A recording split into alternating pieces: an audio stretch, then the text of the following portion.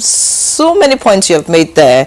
Of course, as we continue the conversation, we'll look at some of these issues. But let's get to Benin now and find out if Dr. Konzua thinks that, the political space in 2024 was extraordinary, especially because you are in Edo State where there was an election and the ruling party, before the election, lost the election. So, Dr. Konzua, what are your thoughts about 2024 as a political year in Nigeria?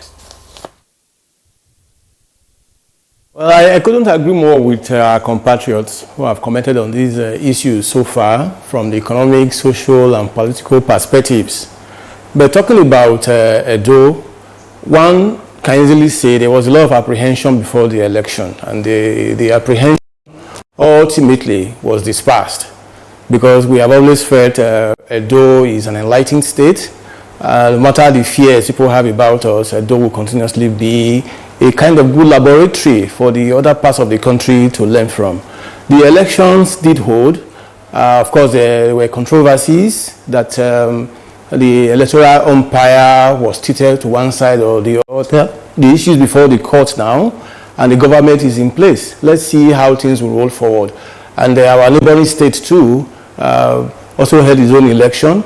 The governor has got a new mandate, maybe be sworn in a short while, in the other side of the year, and so on. So for us in Edo, I think we did better than before. In terms of, for me, what appealed to me more was that in the previous elections, there were casualties, if that's the right word to use. Nobody's supposed to die in the course of an election.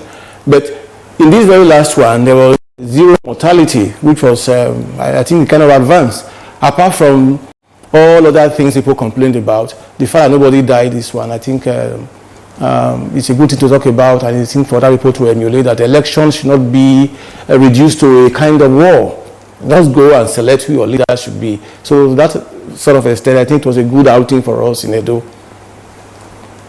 All right, thank you, Dr. Konzua. I'm glad, we've been able to, feel the pulse of everyone, of course, involved in this conversation about